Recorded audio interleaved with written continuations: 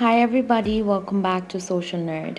I'm back with yet another tutorial video, and in today's video I'll be showing you how to log in on DeviantArt. For that, first of all, open up your DeviantArt app on your phone. After you open up your app, on top right you will see a login option. Tap on it. Now enter your username. After you have entered your username, enter your password. After you are done, tap on login. This way you can log in on DeviantArt. Now you can share your art, get inspired, follow your favorite artists, join groups, chats, and stay up to date.